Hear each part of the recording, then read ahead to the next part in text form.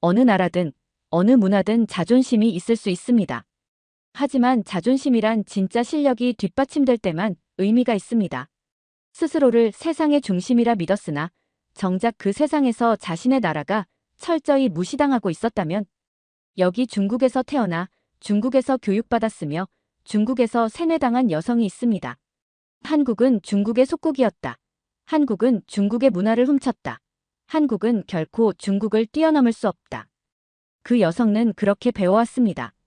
그리고 그것이 진실이라 믿어 의심치 않았습니다. 하지만 미국 유학을 떠난 순간 그녀의 세계는 처참하게 무너졌습니다.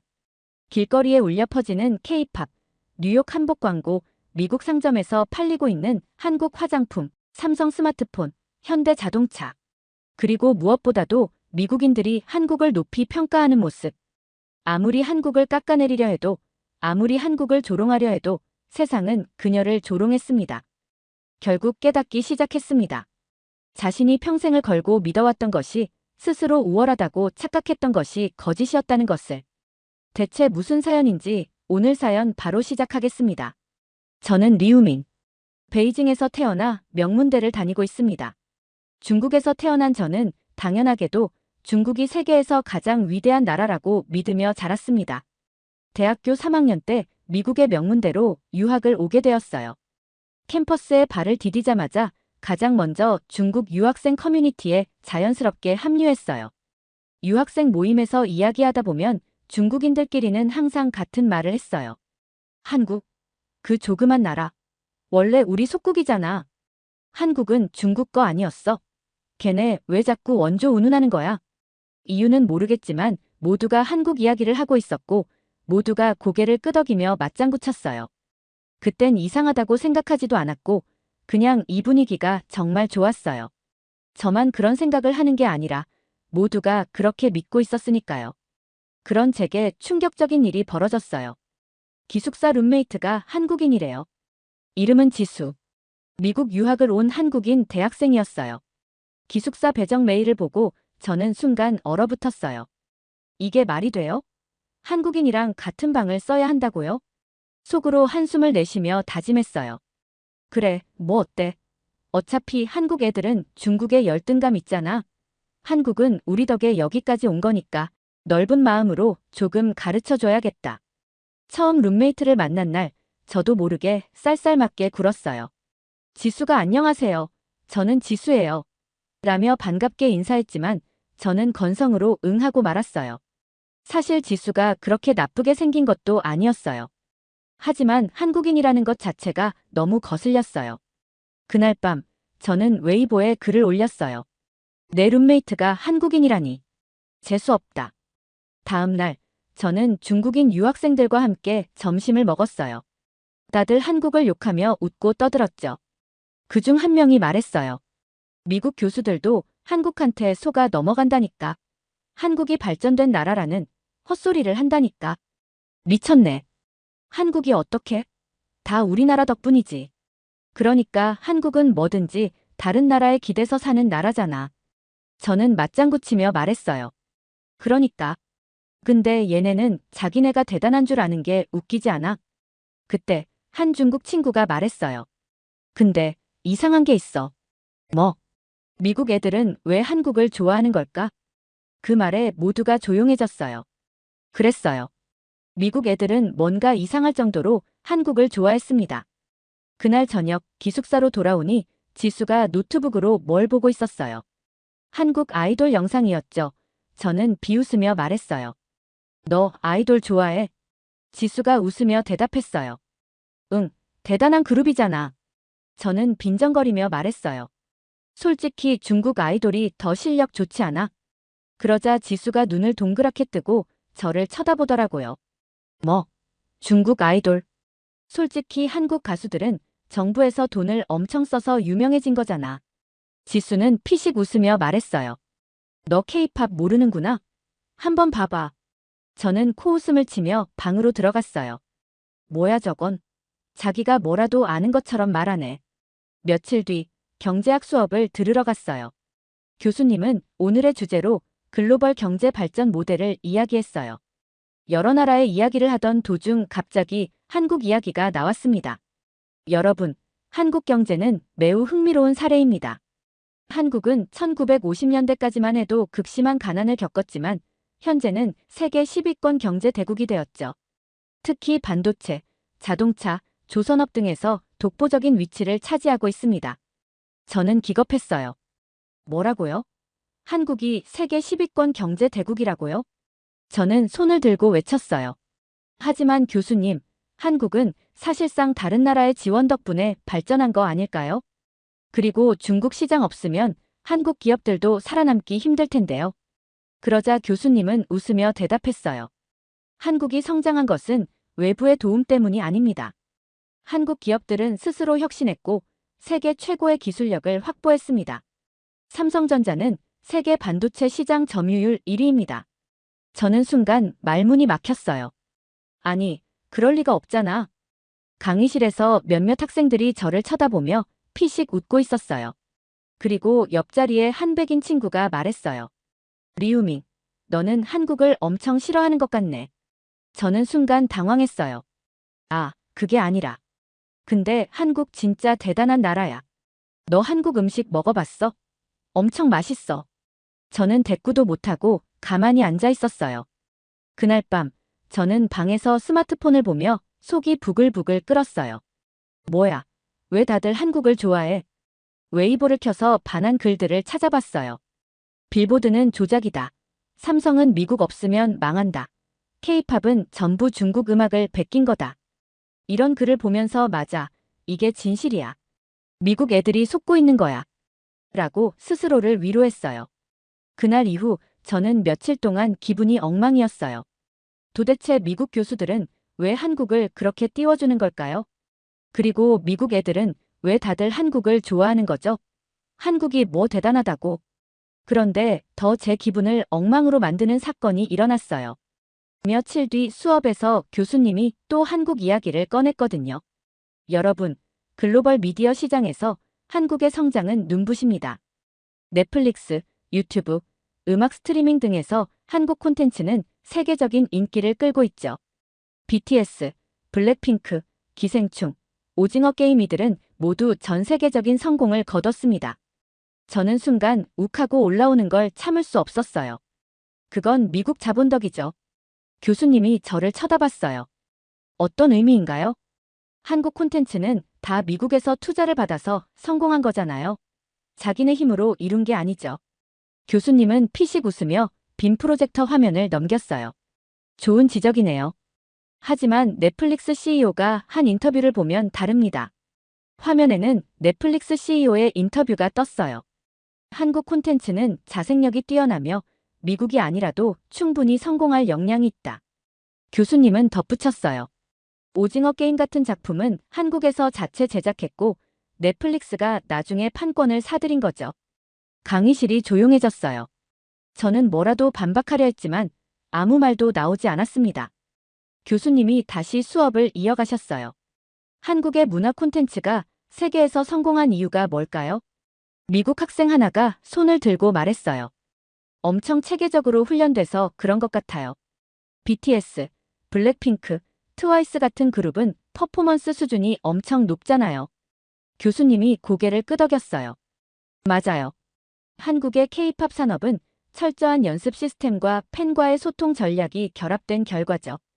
저는 참을 수가 없었어요. 교수님, K-팝의 원조는 중국이 아닐까요? 교수님이 흥미롭다는 듯 저를 쳐다봤어요. 어떤 의미죠? 한국 음악과 춤은 중국 전통 음악과 무용에서 영향을 받았어요. 그리고 중국 아이돌 시스템이 없었다면 K-팝도 이렇게 성장할 수 없었을 거예요. 그러자 한 한국 학생이 손을 들었어요. 죄송한데 중국 아이돌 시스템이 뭔가요? 엑소 같은 그룹도 중국 멤버를 넣었잖아요. 그게 K-팝을 세계적으로 성장시키는데 도움을 준 거죠. 그때 미국 학생 하나가 피식 웃었어요. 그건 그냥 SM이 중국 시장을 노리고 영입한 거잖아. 중국이 K-팝을 도운 게 아니라 한국이 중국에서 돈을 번 거지. 교수님도 고개를 끄덕이며 말을 이었어요.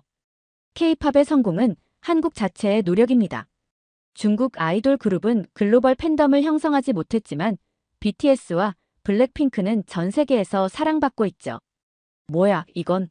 저는 너무 화가 나서 소리쳤어요. 미국이 한국과 동맹이라고 너무 한국 편에서만 가르치시는 거 아닌가요? 그러자 교수님이 그럼 중국 아이돌이 세계적으로 성공하지 못한 이유는 뭘까요? 라고 질문했어요. 강의실이 조용해졌어요. 저는 입을 꾹 다물었어요. 교수님은 차분하게 말했어요. 중국 아이돌 산업은 정부 검열과 팬덤 문화의 차이로 인해 K-팝만큼 성장하지 못했습니다. 그리고 가장 중요한 것은 음악 시장에서는 자유로운 창작이 필수적이라는 점입니다. 중국은 검열이 많기 때문에 글로벌 팬들의 공감을 얻기가 어렵죠. 검열. 그 말이 저를 찔렀어요. 한국은 자유롭게 콘텐츠를 만들지만 중국에서는 정부가 모든 걸 통제한다는 걸 저도 미국에 와서 제대로 알게 되었거든요. 수업이 끝난 후 저는 같은 강의를 듣는 미국인 친구와 점심을 먹게 되었어요. 브래드라는 친구였어요. 야, 리우민. 너 너무 심한 것 같아. 왜 다른 나라를 존중하려 하지 않고 폄하하려는 거야? 해외까지 공부하러 왔으면 다양한 문화를 존중하는 게 기본적인 매너지. 그런 게 아니라 한국은 원래 중국 덕에 존재하는 나라였거든. 정말 그렇게 생각해? 당연하지. 한국이 무슨 대단한 나라라고. 브래드는 웃으며 테이블을 툭 쳤어요. 그래. 근데 이상한 게 있어. 넌 한국의 모든 것이 중국보다 못하다고 하는데 왜 미국에서는 한국이 더 인기일까? 저는 당황했어요.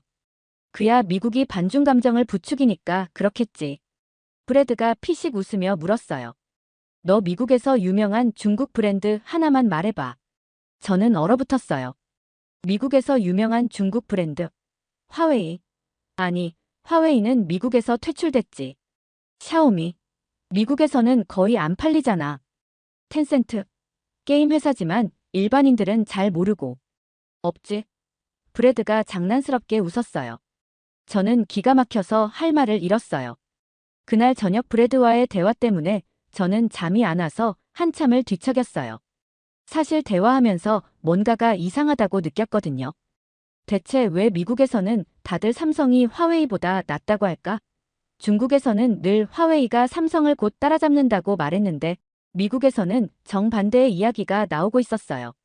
다음 날 캠퍼스에서 아주 불쾌한 장면을 마주쳤어요. 한국 학생들이 한식 푸드트럭 앞에 길게 줄을 서 있는 모습이 보였죠. 심지어 여러 나라에서 온 국제 학생들까지 잔뜩 줄을 서서 떡볶이, 김밥 같은 걸 사 먹고 있었어요. 저는 어이가 없어서 주변을 둘러봤어요. 혹시 중국 음식 트럭도 있나 싶어서요. 다행히 한 군데 있었어요. 그런데 줄이 없었어요. 미국 학생들은 한국 음식을 들고 인증샷을 찍으며 SNS에 올리고 있었어요. 어떤 애들은 BTS가 이거 좋아한다고 해서 먹어봤어. 라고 신나게 떠들고 있었어요. 저는 속이 부글부글 끓었어요.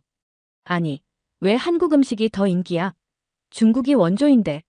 며칠 뒤, 저는 SNS에서 놀라운 장면을 봤습니다. 뉴욕 타임스퀘어 한복 광고에서 미국 한복 모델이 대형 광고판에 나오고 전 세계에서 한복은 아름답다는 반응이 쏟아졌어요. 그런데 중국 웨이보에서는 한복은 명나라에서 온 것이다. 라며 한국을 욕하는 글들이 넘쳐났어요. 저는 그 댓글들을 보면서 속으로 생각했어요. 이게 뭐지? 전 세계가 한국을 인정하고 있는데 왜 우리는 이렇게까지 한국을 부정해야 하지? 진짜 잘못된 건 중국이 아닐까 하지만 저는 끝까지 인정하고 싶지 않았어요. 아니, 인정할 수 없었어요. 한국이 중국보다 뛰어날 리 없어. 하지만 제 안에서 뭔가가 조금씩 무너지고 있었어요. 그동안 믿어왔던 것이 틀렸을 수도 있다는 불안감. 그 불안감이 점점 커지기 시작했습니다. 시간이 지날수록 점점 더 미칠 것 같았어요. 강의실에서는 한국이 대단하다는 이야기가 계속 나오고 캠퍼스에서는 사람들이 한국 콘텐츠와 제품을 자연스럽게 소비하는 모습이 보였어요. 하지만 저는 끝까지 받아들이고 싶지 않았습니다. 방학을 맞아 저는 유럽 여행을 떠나기로 했습니다.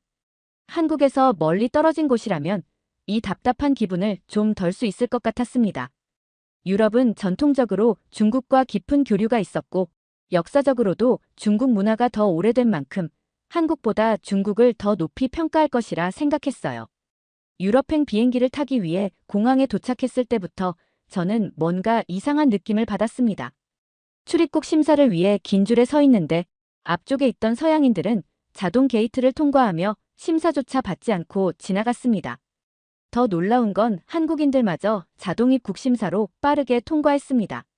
그런데 중국인들만 심사대에서 유독 오래 걸리고 있었습니다. 제 차례가 되자 심사관이 여권을 보더니 뭔가를 검색하기 시작했습니다. 여행 목적이 뭐죠? 유럽 여행입니다. 구체적으로 어느 나라를 방문할 계획인가요? 프랑스, 독일, 이탈리아입니다. 심사관은 제 얼굴과 여권을 몇 번 번갈아 보더니 다시 컴퓨터 화면을 쳐다보았습니다. 그러더니 잠시만 기다려주세요. 심사관이 뭔가를 확인하더니 옆에 있는 다른 직원과 대화를 나누기 시작했습니다. 그러는 동안 뒷줄에 있던 한국인들은 빠르게 통과하고 있었어요. 뭐야, 왜 이렇게 오래 걸리지? 몇 분 후 심사관은 마지못해 도장을 찍어주며 말했습니다. 중국 여권 소지자는 입국 심사가 조금 더 오래 걸릴 수 있습니다.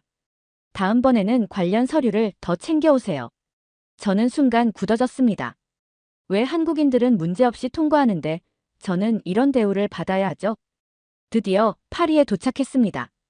파리의 명품 거리 샹젤리제 거리를 걷고 있는데 거리 곳곳에서 삼성 광고판이 보였어요.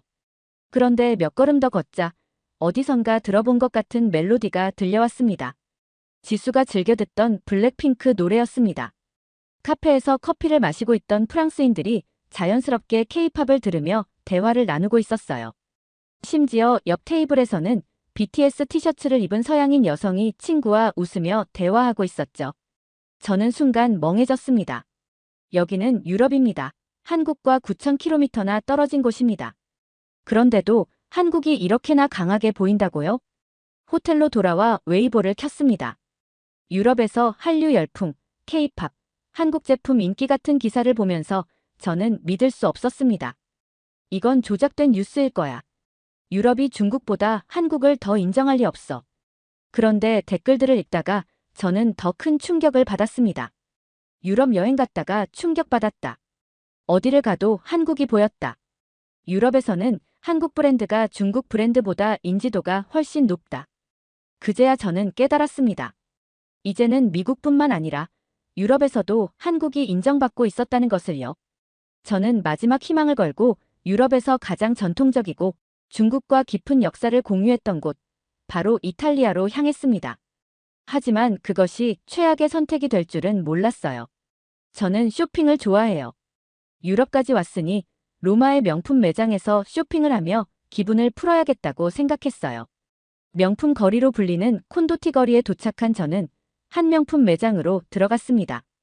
그런데 입구에서부터 기분이 이상했어요. 직원들이 저를 보고도 인사를 하지 않았습니다. 반면 바로 뒤에 들어오던 한국인 관광객들에게는 환하게 웃으며 맞이했죠. 뭐야, 이 차별적인 태도는? 저는 속으로 불쾌해졌지만 애써 무시하고 가방을 둘러봤습니다. 가격을 보니 예상보다 많이 비쌌습니다. 하지만 저는 충분한 돈을 가지고 있었기에 당당히 결제를 하려 했어요. 그런데 계산대 앞에서 직원이 이상한 질문을 했습니다. 고객님, 현금으로 결제하시나요? 아니면 카드 결제하시나요? 카드 결제합니다. 직원은 미묘한 표정을 짓더니 제 카드를 받자마자 한참을 쳐다보더라고요. 그리고 다른 직원을 부르더니 뭔가 대화를 나누었어요. 저는 순간 불안해졌어요. 왜 이렇게 결제 하나 하는데 오래 걸리는 거죠? 그리고 마침내 직원이 조심스럽게 말을 꺼냈어요. 고객님, 죄송하지만 중국 카드 결제는 한도가 제한되어 있습니다. 혹시 다른 카드가 있으신가요? 뭐라고요? 최근 중국 카드 결제 사기 사례가 많아서 신원 확인이 필요합니다. 여권을 다시 보여주시겠어요? 하지만 바로 옆에 서 있던 한국인 관광객이 아무런 문제 없이 단 몇 초 만에 결제를 끝내는 모습이 보였어요. 심지어 직원들은 감사합니다. 라며 친절하게 인사까지 했습니다. 저는 순간 모든 것이 멈춘 것 같았어요. 뭐야, 왜 나한테만 이런 대우를 하지? 갑자기 분노가 치밀어 올랐어요. 한국인은 아무 문제 없이 결제하는데 나는 여권까지 다시 보여줘야 하는 거죠? 직원은 당황하며 말했습니다. 아, 중국인 관광객들 중 일부가 가짜 카드로 결제를 시도하는 사례가 있어서 규정상 신원 확인이 필요합니다. 단지 쇼핑을 하러 왔을 뿐인데 이런 취급을 받아야 한다고요? 저는 순간 머리가 띵해졌습니다. 중국이 한국보다 세계적으로 더 인정받는 나라가 아니었나요? 한국인들은 명품 매장에서 VIP 대우를 받고 나는 카드 결제도 쉽게 못하는 걸까요? 저는 그날 밤을 꼬박 뜬 눈으로 지새웠습니다. 더 이상 부정할 수 없었습니다. 한국을 무시하는 것은 자유지만 현실에서 한국을 무시할 수 없는 시대가 왔다는 것을. 학교로 돌아오자 오랜만에 만난 중국인 유학생 친구들이 반갑게 맞아주었습니다. 유럽 여행 어땠어? 그냥 그랬어. 유럽에서도 한국이 인기라는 게 진짜야? 그 말에 저는 순간 심장이 철렁 내려앉았어요. 그렇긴 한데 그래도 유럽은 기본적으로 서구 중심 문화잖아. 한국이 그렇게 대단한 건 아니야. 저는 괜히 그렇게 둘러댔습니다. 하지만 알고 있었어요. 유럽에서 한국은 더 이상 아시아의 작은 나라가 아니라는 것을요. 유럽 여행을 다녀온 이후 저는 더 이상 한국을 무시할 수 없었습니다. 어느 나라를 가든 한국의 존재감이 뚜렷했고 한국인은 환영받고 있었습니다. 반면 저는 중국 여권을 가졌다는 이유만으로 차별을 경험했고 유럽에서 중국보다 한국이 더 신뢰받는 현실을 직접 목격해야 했습니다. 그래도 경제적으로는 다를 거야. 한국이 아무리 성장했다 해도 결국 중국은 세계 2위 경제대국이고 시장 규모가 훨씬 크다. 한국이 아무리 떠들어봤자 결국 중국을 따라올 수는 없어. 그 믿음이 제 마지막 자존심이었습니다. 학교에서 주최한 국제경제포럼은 세계 경제를 주제로 교수들과 학생들이 토론하는 중요한 행사였어요. 이번 주제는 21세기 글로벌 경제에서 떠오르는 강대국이었죠. 첫 번째 발표에서 교수님이 보여준 그래프에는 중국과 함께 한국이 주요 경제 강국으로 분류되어 있었어요. 오늘날 글로벌 경제에서 중요한 역할을 하는 국가는 미국, 중국, 그리고 한국입니다. 저는 당황했습니다. 한국이 G7 국가도 아니고 인구나 경제 규모도 중국보다 훨씬 작습니다. 그런데 문화가 아닌 경제적인 부분까지도 한국이 중국과 같은 급으로 논의될 수 있는 걸까요? 하지만 교수님의 설명은 더 충격적이었습니다. 한국은 첨단 기술과 혁신의 중심지로 떠오르고 있습니다. 삼성과 SK하이닉스는 세계 반도체 시장의 핵심 기업이며 현대자동차는 글로벌 전기차 시장에서 테슬라와 경쟁하고 있습니다. 특히 방산 산업에서도 한국은 유럽과 중동을 중심으로 급격히 영향력을 확장하고 있습니다. 포럼이 계속되면서 교수님은 중국과 한국의 경제 성장 모델을 비교하는 분석을 보여주었습니다. 중국은 거대한 시장을 기반으로 빠르게 성장했지만 여전히 기술력 면에서는 선진국들과 격차가 존재합니다. 하지만 계속해서 격차를 따라잡기 위해 노력하고 있는 나라죠. 교수님이 화면을 넘기자 저는 숨이 턱 막히는 듯한 기분이 들었습니다. 스크린에는 반도체, 배터리, 방산, 자동차 등 주요 산업에서 한국과 중국의 경쟁력을 비교하는 그래프가 떴습니다. 한국은 기술력과 혁신으로 경쟁력을 확보하고 있습니다. 중국은 한국보다 거대한 시장을 가지고 있지만 여전히 한국의 첨단 기술 없이는 글로벌 시장에서 완전한 독립을 이루기 어렵습니다. 저는 갑자기 숨이 막혔습니다. 그동안 저는 중국이 세계 최강이 될 것이며 한국은 결국 중국에 종속될 나라라고 믿어왔어요. 하지만 지금 보고 있는 현실은 완전히 달랐습니다. 중국이 한국을 따라잡으려 하고 있었고 한국은 오히려 앞서 나가고 있었어요. 포럼이 끝나갈 무렵 교수님은 마지막으로 글로벌 경제 전망을 발표했습니다. 앞으로 10년, 20년 동안 가장 주목해야 할 국가 중 하나는 한국입니다. 첨단 기술, 소프트 파워, 방산 배터리 자동차 산업에서 한국의 영향력이 커질 것으로 예상됩니다. 이제서야 인정하게 되었어요. 한국은 완전히 독립적인 경쟁력을 가진 강국이 되었고 세계가 한국을 인정하고 있다는 사실을요. 저는 중국에서 태어나고 중국에서 교육을 받으며 자연스럽게 중국이 세상에서 가장 강하고 위대한 나라라고 믿어왔어요.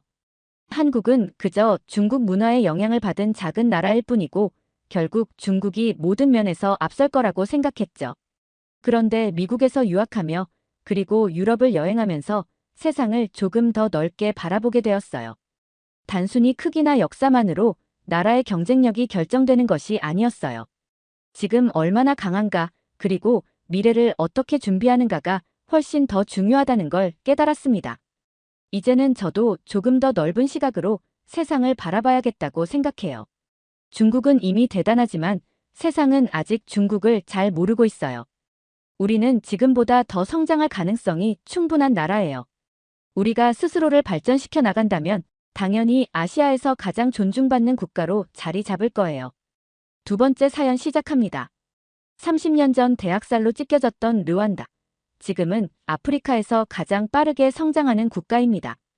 도대체 어떻게 그들은 그 절망 속에서 다시 일어설 수 있었을까? 르완다의 비결을 직접 확인하기 위해 떠난 이웃나라 부룬디의 경제학자는 그곳에서 한국을 알게 되고 결국 한국으로 방문까지 하게 됩니다. 그는 말합니다. 한국에서 배운 것은 경제 모델이 아니었습니다. 그것은 사람들의 마음을 바꾸고 함께 미래를 만드는 철학이었죠. 부룬디에서도 이 철학이 뿌리를 내리기 시작했습니다. 한국에 진심으로 감사합니다. 대체 무슨 사연인지 오늘 사연 바로 시작하겠습니다. 안녕하세요. 저는 바보리입니다. 부룬디의 수도 기테가에서 경제학자로 일하고 있어요. 저는 항상 부룬디가 가진 잠재력에 대해 생각합니다. 풍부한 자연환경, 따뜻한 사람들, 그리고 넘쳐나는 젊은 인구까지. 분명히 이 나라는 가능성이 많아요. 하지만 현실은 너무나도 암담합니다. 부룬디는 세계에서 가장 가난한 나라 중 하나로 꼽힙니다. 사람들은 하루하루를 살아내는데 급급하고 농촌은 마치 시간이 멈춘 듯한 모습이에요. 제가 어릴 때부터 보아온 풍경이 지금도 변하지 않았다는 게 슬플 뿐입니다. 저희 농촌은 여전히 낡은 도구로 일하며 대부분의 사람들은 교육이나 의료 서비스에 접근하지 못하고 있습니다. 한 번은 제가 부룬디 북부의 한 농촌을 방문한 적이 있어요. 주민들과 이야기를 나누던 중 한 할머니가 저에게 이렇게 물었어요. 우리는 왜 항상 이런 삶을 살아야 하나요? 저는 대답할 말을 찾지 못했어요. 왜냐하면 그 질문이 제 마음속에서도 매일 떠오르는 질문이기 때문입니다. 부룬디의 현실은 빈 곳만이 아닙니다. 정치적 불안정은 모든 것을 더 어렵게 만듭니다. 정부의 계획은 대부분 중간에 좌초되거나 일부 부유층만 혜택을 보게 됩니다. 주민들 사이에서는 정부를 믿지 못한다는 불신이 퍼져 있고 그 불신이 다시 공동체의 단합을 막고 있어요. 제가 연구실에서 아무리 경제 정책을 설계해도 현장에서 그 정책이 제대로 실행되지 않는 경우가 다반사입니다. 이제는 저도 의문이 생겼어요. 이 나라를 바꿀 방법이 과연 있을까? 하지만 그런 제 의문에도 불구하고 저는 이 나라를 포기할 수가 없었습니다. 제가 경제학을 공부한 이유도 부룬디를 더 나은 곳으로 만들고 싶어서였으니까요. 얼마 전 우연히 르완다에 대한 기사를 읽게 되었어요. 르완다는 30년 전만 해도 대학살과 내전으로 찢긴 나라였습니다. 하지만 그 기사는 전혀 다른 이야기를 하고 있었어요. 안정된 치안, 청결한 도시, 그리고 놀라운 경제 성장까지. 어떻게 이런 변화가 가능했을까? 라는 의문이 들었습니다. 그래서 저는 르완다에 대해 더 깊이 알아보기 시작했습니다. 보고서와 논문, 뉴스 기사를 찾아 읽었어요. 그럴수록 궁금증은 더 커졌습니다. 부룬디와 르완다는 비슷한 문제를 공유하는 나라였는데 왜 우리는 여전히 이 모양인데 그들은 달라졌을까요? 동료들에게 르완다 이야기를 꺼냈을 때 몇몇은 회의적인 반응을 보였습니다. 르완다는 우리가 따라하기엔 너무 다르지 않을까요? 그들의 상황은 우리의 상황과 같지 않아요. 그들의 말에도 일리가 있었지만 저는 희망의 가능성을 놓치고 싶지 않았습니다. 결국 저는 르완다를 직접 방문하기로 결정했습니다. 말로만 듣는 것은 충분하지 않았어요. 제 눈으로 그들의 변화를 보고 그 비결이 무엇인지 직접 확인하고 싶었습니다. 부룬디에서 길을 잃은 듯한 제게 르완다는 마치 저 먼 곳에서 반짝이는 등불 같았어요. 비행기 표를 끊던 날, 저는 마음이 무거우면서도 한편으로는 설렜습니다. 정말 이 길이 맞을까? 라는 의구심도 들었지만 부룬디의 마을들을 떠올리며 저를 다독였습니다. 이건 내가 해야 할 일이다. 적어도 시도는 해봐야 하지 않겠나. 르완다에 도착한 첫날, 저는 공항에서부터 뭔가 다르다는 느낌을 받았어요. 정돈된 공항, 미소로 맞이하는 직원들, 깔끔한 거리. 한때 대학살과 내전으로 신음하던 곳이 맞나 싶었죠. 르완다를 생각하면 총성, 혼란, 절망 같은 단어가 떠올랐는데 제 첫 인상은 완전히 달랐습니다. 첫 번째 방문지는 수도 키갈리. 이 도시를 보는 순간 부룬디의 수도 기테가와는 너무 달라 놀랐습니다. 길거리에 쓰레기 하나 없고 건물들은 정렬되어 있었으며 도시 곳곳에는 사람들이 활기차게 움직이고 있었어요. 심지어 매달 마지막 토요일은 모든 시민이 나와서 함께 도시를 청소하는 우무간다라는 날도 있다는 이야기를 들었을 때는 정말 충격적이었어요. 키갈리 시청에 방문했을 때 르완다의 변화를 이끈 정책 중 하나를 설명받았습니다. 바로 농촌 개발 프로젝트였어요. 정부는 농업 생산성을 높이는 것을 넘어 마을 주민들이 스스로 협력하고 마을의 문제를 해결하도록 장려했다고 했어요.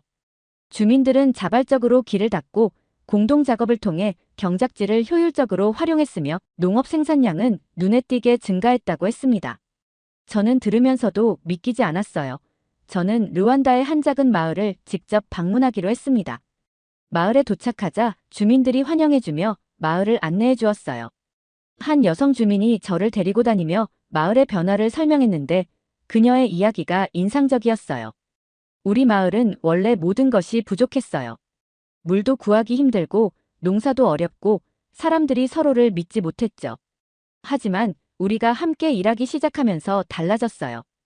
이제는 모두가 이 마을을 사랑하고 더 나은 미래를 만들기 위해 함께 노력하고 있어요. 마을 곳곳에서 주민들이 활발하게 활동하는 모습을 보며 저는 그들이 정말 함께라는 정신을 기반으로 성장해왔음을 느낄 수 있었습니다. 저희 부룬디의 마을들과는 너무나도 대조적이었어요. 부룬디의 농촌에서는 흔히 이웃과의 경쟁이 갈등으로 이어지고 정부를 향한 불신 때문에 공동체의 힘이 점점 약화되고 있습니다. 하지만 이곳에서는 서로가 서로를 신뢰하며 움직이고 있었어요. 마을 주민들과의 대화를 마치고 다시 키갈리로 돌아오는 길, 저는 머릿속이 복잡했어요. 르완다가 해낸 이 변화, 정말 부룬디에도 가능할까? 하지만 더 궁금했던 것은 따로 있었습니다. 이 르완다를 이렇게 바꿔놓은 비결은 무엇일까?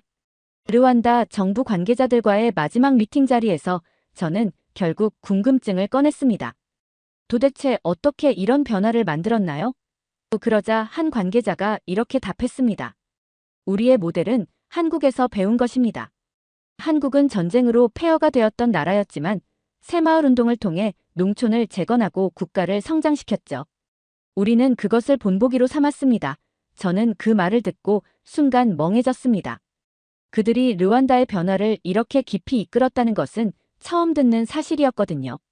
르완다 관료는 말했습니다. 우리는 한국의 철학을 배웠습니다. 그들은 자조, 협동, 근면을 통해 농촌을 변화시켰습니다. 그 정신은 어디에서나 적용될 수 있는 원칙입니다. 르완다에서 한국에 대한 이야기를 들은 뒤 저는 머릿속이 혼란스러웠습니다. 한국, 우리가 아는 강대국도 아닌데 왜 하필 그 나라였을까? 르완다에서 돌아온 뒤 저는 도서관과 인터넷에 파묻혔습니다.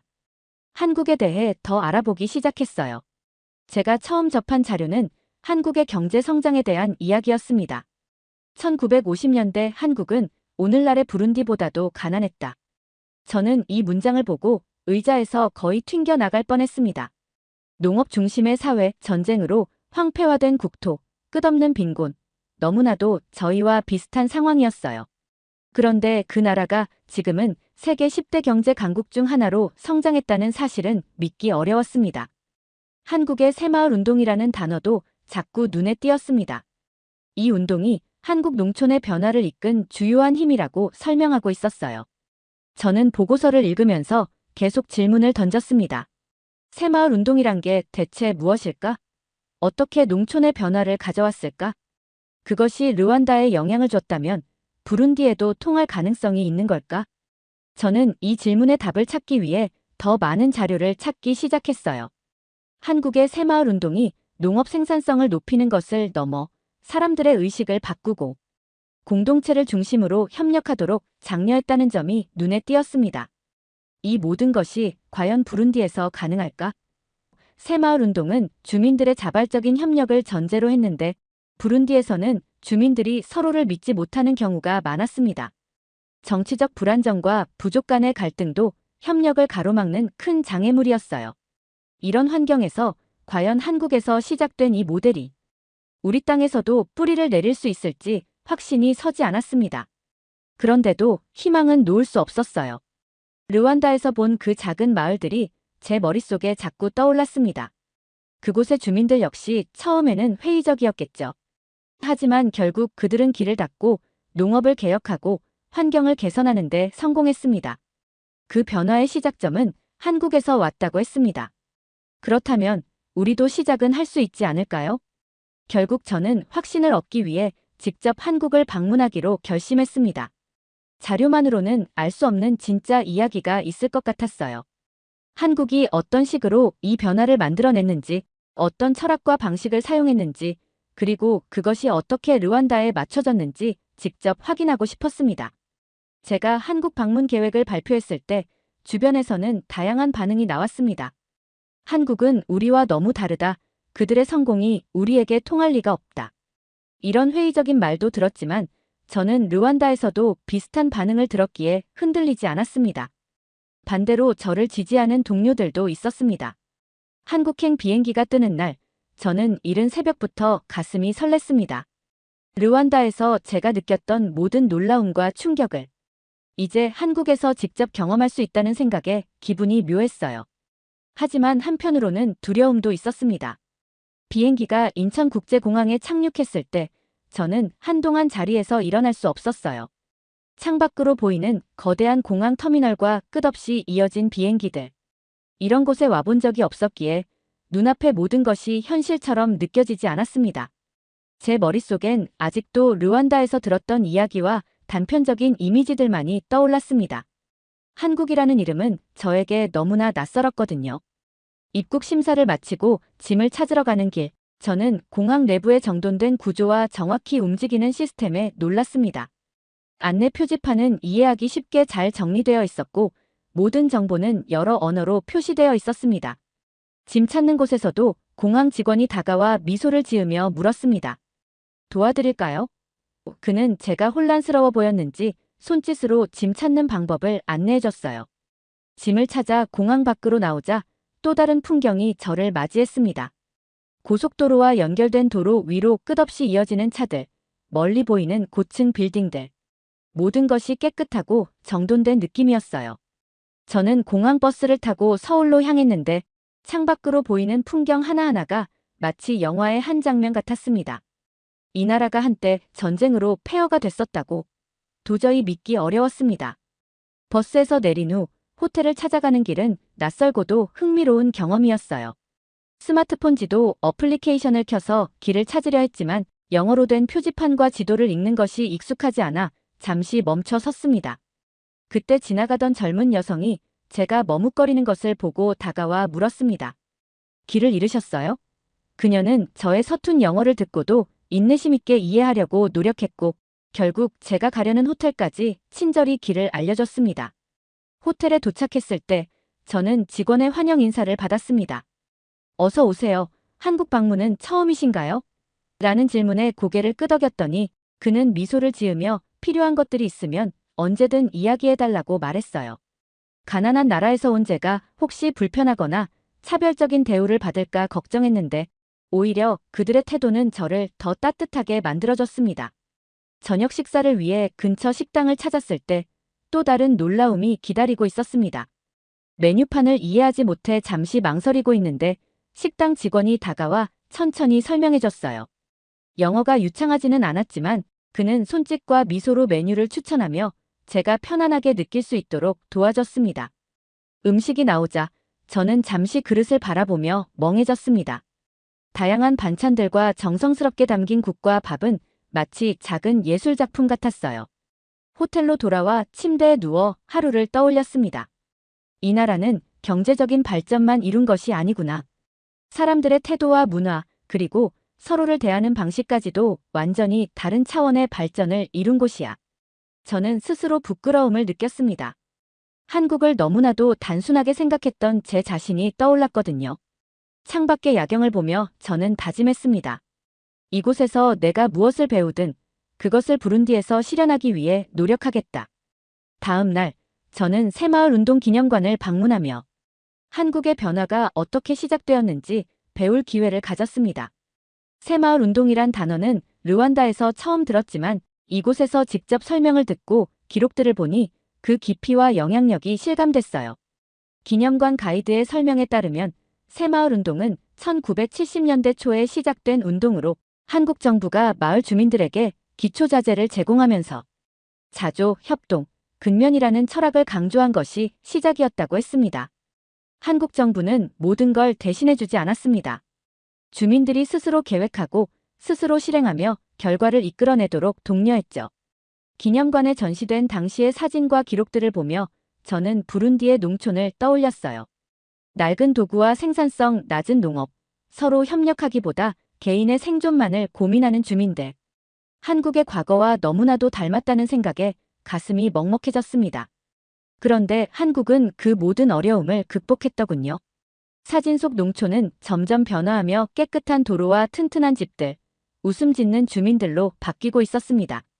저는 회의와 희망 사이에서 머릿속이 복잡해졌습니다.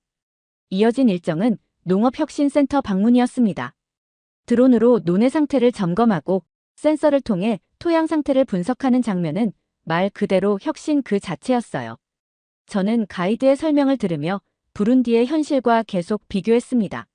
한국에서는 기술뿐 아니라 농업의 효율성을 높이기 위해 주민들이 협력하고 지식을 공유하는 방식이 중요하다는 것을 알게 되었어요. 특히 한국에서는 농업 생산량을 늘리는 것 이상으로 농업을 통해 공동체가 성장하는 방법을 강조했습니다. 스마트 농촌 현장을 방문했을 때는 또 다른 감동을 받았습니다. 이곳은 기술적 혁신이 도시에서만 이루어지는 것이 아니라 농촌에서도 활발히 적용되고 있다는 사실을 증명하고 있었어요. 농민들이 스마트폰 애플리케이션으로 작물의 상태를 모니터링하고 수확량을 계획하며 시장 가격까지 실시간으로 확인하는 모습을 보며 저는 할 말을 잃었습니다. 이 모든 것이 우리 부룬디에서는 얼마나 먼 이야기인가. 그러나 이 모든 경험이 저를 설레게 하면서도 동시에 무겁게 만들었습니다. 한국은 어떻게 이런 성장을 이뤘을까? 그들이 가진 자원과 환경이 특별했던 건 아닐까? 이 모든 것이 단지 운 좋은 나라에만 가능한 일은 아니었을까? 저는 스스로에게 질문했습니다. 정말 우리가 그 첫 발을 내딛지 못할 이유가 있을까? 한국의 성공이 특별한 환경에서만 가능했던 것은 아닐 것입니다. 그들은 자신들의 문제를 인식하고 스스로 해결하려는 노력을 기울였어요. 작은 변화가 점점 더 큰 변화를 만들어냈고 마침내 그들의 나라를 지금의 모습으로 이끌었습니다. 그 순간 저는 다시 한번 희망을 품었습니다. 한국이 해냈다면 우리도 할 수 있을 거야. 작은 시작이라도 시도하지 않으면 아무것도 바뀌지 않아. 한국에서의 일정을 마치고 부룬디로 돌아가는 비행기 안에서 저는 창밖을 바라보며 스스로에게 질문을 던졌습니다. 한국에서 배운 이 모든 것을 부룬디에서 과연 실현할 수 있을까? 새마을운동의 철학, 협력의 힘, 주민들이 자발적으로 이룬 변화들. 고향 마을에 도착하자 현실의 무게가 제 어깨를 눌렀습니다. 마을은 여전히 낡은 초가집과 헐벗은 농경지로 둘러싸여 있었고 사람들의 얼굴에는 희망이라고는 찾아볼 수 없었습니다. 주민들은 하루하루 먹고 살기에 급급했으며 정부나 외부의 도움을 기다리는 것이 유일한 해결책처럼 보였습니다. 저는 그들에게 한국에서 배운 이야기를 들려주기로 결심했습니다. 첫 번째 마을 모임을 열었을 때 저는 새마을운동에 대해 설명하며 한국의 사례를 들려줬습니다. 한국은 저희와 비슷한 어려움을 겪었지만 자조와 협력을 통해 스스로 변화했습니다. 여러분도 할 수 있습니다. 제 말은 마을 사람들의 얼굴에 혼란스러움과 냉소를 동시에 불러왔습니다. 한 노인이 말했습니다. 그건 한국 같은 나라에서나 가능한 일이겠지. 우리는 정부도 우리를 돕지 않는데 무슨 수로 변화를 만든단 말인가. 다른 이들도 고개를 끄덕이며 동의했습니다. 누군가는 제게 이렇게 물었습니다.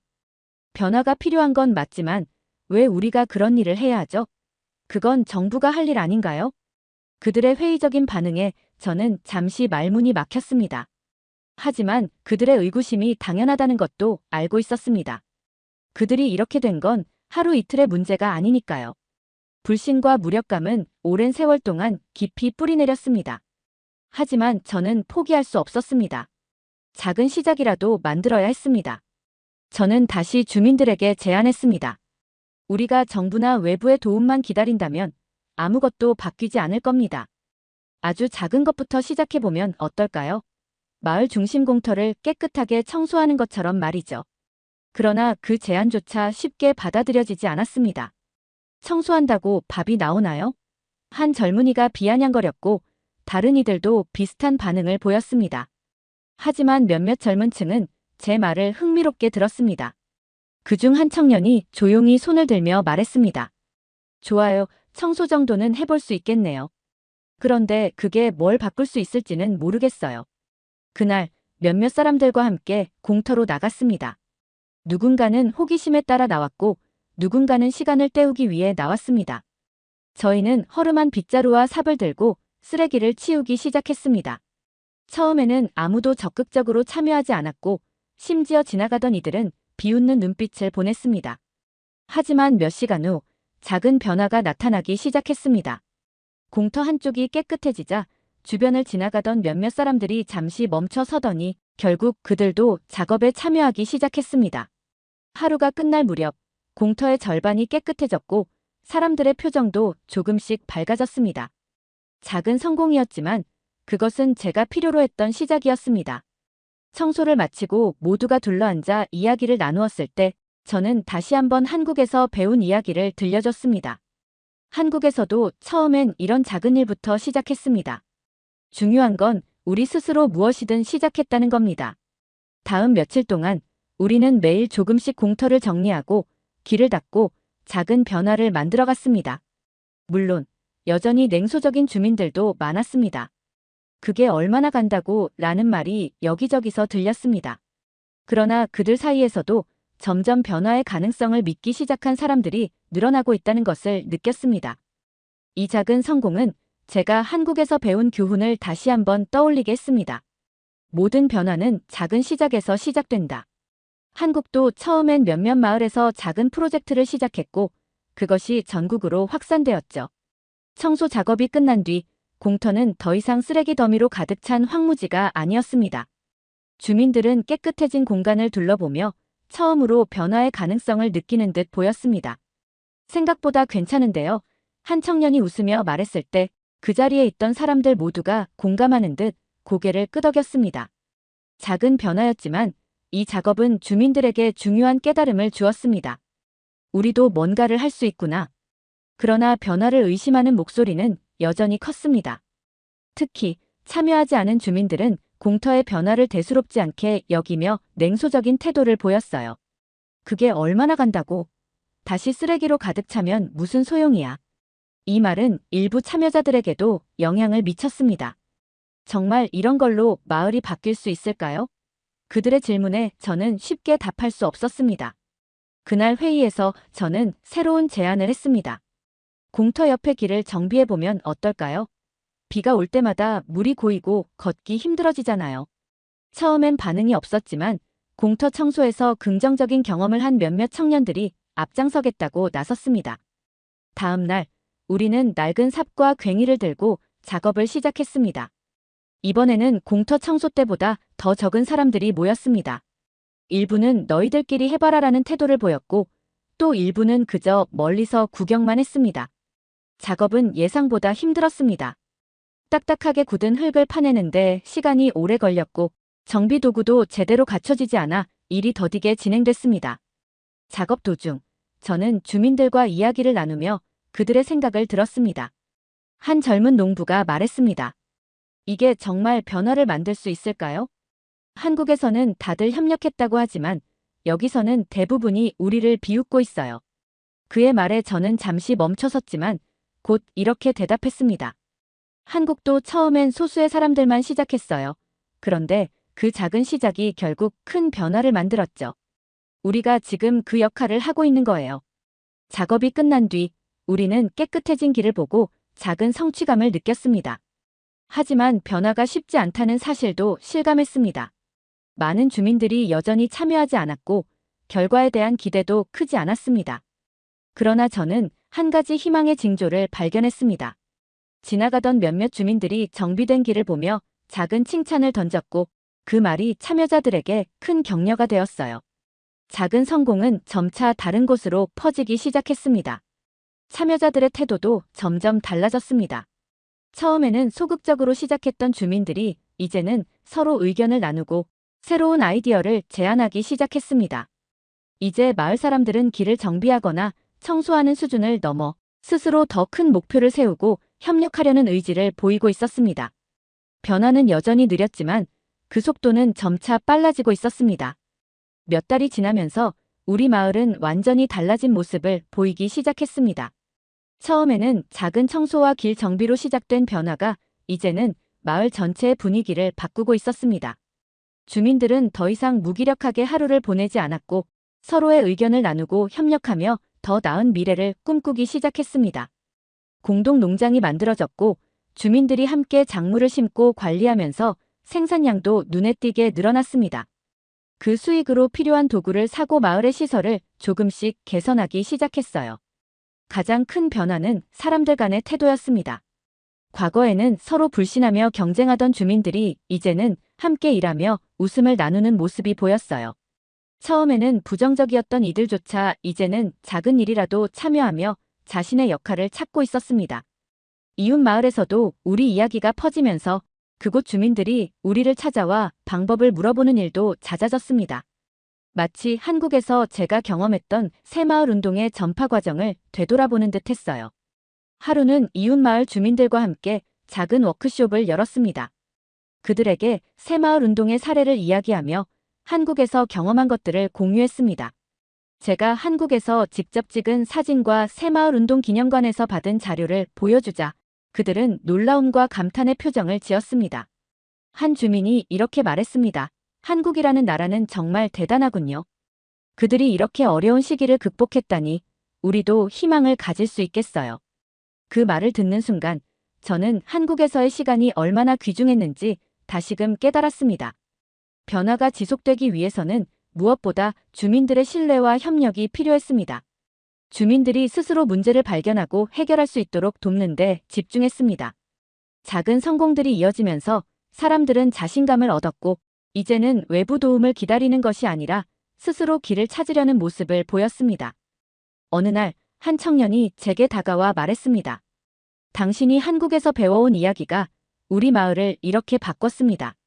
한국은 정말 멀리 있는 나라지만 그들의 도움은 우리가 가까이 느낄 수 있었어요.